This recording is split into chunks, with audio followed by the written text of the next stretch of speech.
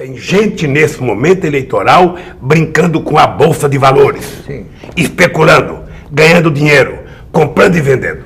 E é importante o povo ficar atento para isso. É importante a gente ficar alerta, porque eu fui candidato muitas vezes, eu perdi a eleição muitas vezes, eu sei as safadezas que eles fazem com a Bolsa. E você quer saber de uma coisa, sem nenhum radicalismo? Sabe? Eu nunca pedi voto para o mercado. Eu não sei quantos votos tem esse mercado. O que eu sei é que o povo tem voto pra caramba. É isso. E é pro povo que a gente tem que pedir voto. Eu quero o voto do rico, eu quero o voto da classe média, eu quero o voto do profissional liberal, eu quero o voto dos sem teto, dos sem terra, dos com terra, sabe? Eu quero o voto de todo mundo, porque todo mundo é brasileiro e tem que ser tratado em igualdade de condições. O que eu dizia? E a Dilma diz, ou seja, nós governamos esse país para todo mundo. Agora, o braço do Estado, ele tem que estar mais atento às pessoas mais necessitadas.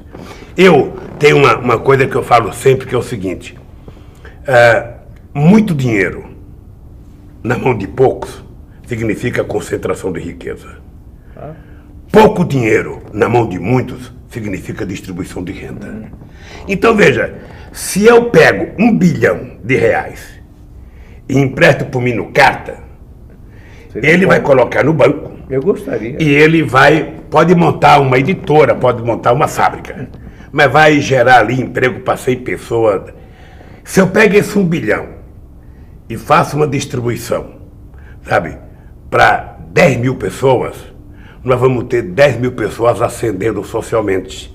Sabe, comprando uma casinha, comprando comida, comprando...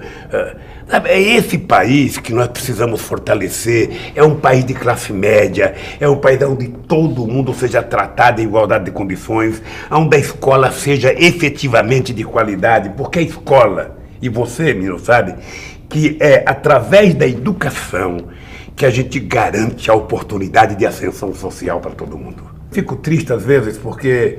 eu falo isso, parece soberba, mas como é que se explica, sabe, num país que a vida inteira foi governado por gente da elite, seu metalúrgico sem diploma universitário, o cidadão a fazer mais universidade na história desse país?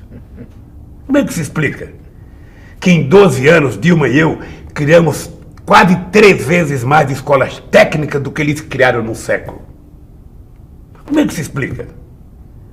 Sabe? Então, eu acho que tem gente que não gosta que as pessoas mais humildes ascendam, tem gente que tem preconceito, sabe?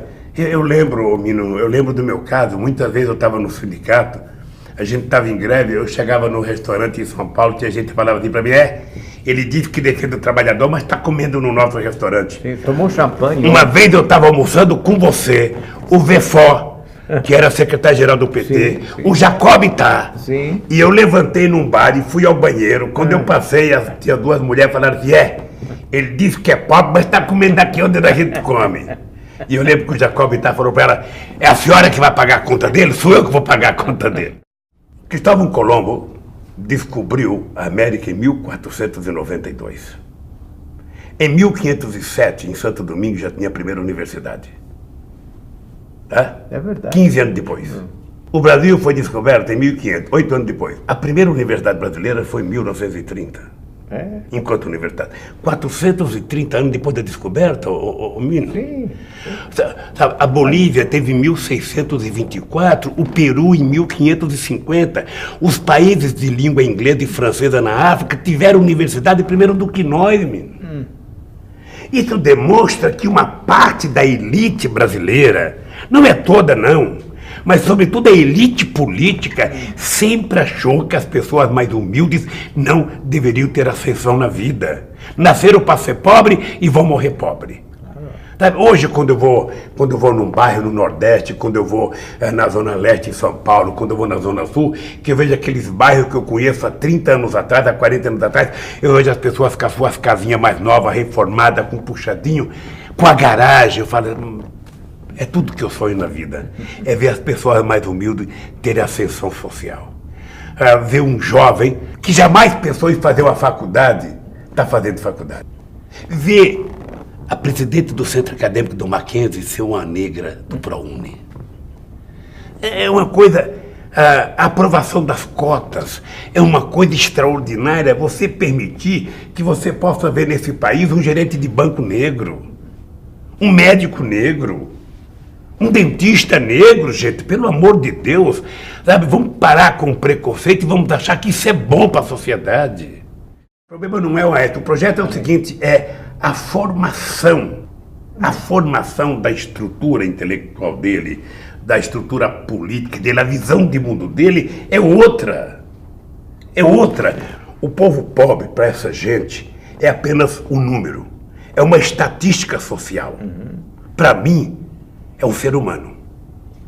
Então, eu posso ver o Mino Carta aqui conversando comigo. Se você levantar e sentar aqui um catador de papel, ele vai ter para mim o mesmo valor. Ele pode não saber tudo o que você sabe, mas ele sabe um monte de coisa que você não sabe. Então, é juntando esses conhecimentos diversos que eu formo a minha cultura política e que forma a minha visão de mundo. Ou seja, a ascensão do Aécio é a volta daquilo que não deu certo. É a volta do mundo que não deu certo. É por isso que o sistema financeiro está ouriçado para ele ganhar as eleições. É por isso que o FMI, que estava tão escondidinho, voltou a dar palpite. Porque não se sabe para quanto vai a taxa de juros com o seu Armínio Fraga. Ou ele se esquece quanto que eu peguei a taxa de juros, ou ele se esquece quanto que eu peguei a inflação, ou ele se esquece quanto que eu peguei o desemprego nesse país. O Brasil de hoje está infinitamente melhor. Do ponto de vista das finanças públicas, do ponto de vista da dívida interna pública, do ponto de vista da dívida bruta, do ponto de vista da política de juros, do ponto de vista da reserva. A gente tem que dizer para o povo, menino. Quando eu cheguei neste país, a gente devia 30 bilhões de dólares ao FMI. A gente tinha 30 bilhões de dólares de reserva, do qual 16 ou 17 era do FMI. Eu aprendi com a minha mãe, que era analfabeta. Meu filho, a gente não pode fazer dívida que a gente não pode pagar. Eu falei, sabe uma coisa, eu não vou ficar devendo para a FMI para vir nego dar palpite na minha vida aqui. Em qualquer lugar que eu chegava, os caras queriam dar palpite na minha vida. Sabe? O cara queria saber. Eu fui em país africano em que ele decidiu se o governo poderia fazer uma estrada ou não, se o governo poderia fazer uma escola ou não. Eu falei, não. Aqui, em esses 8 milhões e meio de quilômetros quadrados do Brasil, resultado do Tratado das Tordesilhas, ou seja, quem manda é o povo brasileiro. Sabe? Quem manda é o povo brasileiro. Então aqui ninguém vai dar palpite, não. Eles querem que volte isso. Eles querem que volte isso, sabe? Porque o mercado quer mais. O mercado vai ganhar na medida em que a indústria ganha, na medida em que os trabalhadores ganham, na medida em que a agricultura ganha. Todo mundo tem que ganhar. É assim que a gente vai fazer um país feliz. Sabe? É isso que eu acho que tem uma diferença de projeto que nós temos que discutir. Qual é o mundo que eles querem criar? O aeroporto vazio, só meia dúzia de bacana viajando, entrando no avião, sabe, tudo vazio ali, para ele sentar e abrir as pernonas assim, não. Sabe, eu às vezes fico feliz da vida quando eu vejo o cara falar. Eu antigamente ia pro Ceará, demorava 3 dias de ônibus, comendo farofa. Eu vim comendo farofa e rapadura, 13 dias, agora faz 3 dias. Agora o cara fala, no avião demora 3 horas. Eu acho isso fantástico, sabe? Esse é o mundo que nós queremos criar, sabe? Que todos possam participar, que a classe média seja feliz, que ela tenha mais cultura, mais segurança, sabe? Eu acho, menino, que uma das questões que as pessoas discutem, polícia, eu acho que nós estamos precisando recuperar a estrutura, sabe, da família nesse país. Porque quando uma família está em harmonia, quando o pai e a mãe se dão bem e os filhos não vão fazer arte, ninguém vai fazer. Sabe, eu morava com a minha mãe com 8 filhos, eu morava no fundo de um bar.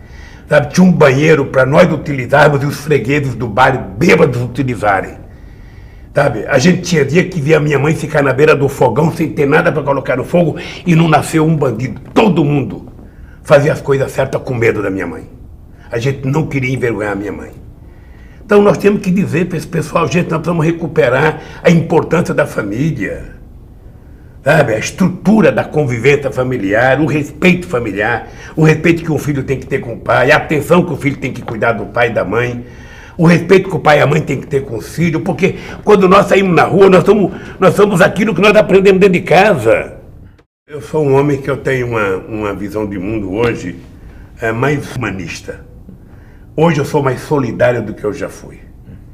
Depois que eu tive o câncer e que eu vi, sabe, fiquei quase com o pé na cova, sabe, eu aprendi a entender mais a humanidade, eu aprendi a entender as pessoas que às vezes não gostam da gente porque a gente também não sabe conversar com elas, a gente também não se explica direito, porque não tem todo mundo, não tem uma pessoa 100% boa e outra 100% ruim.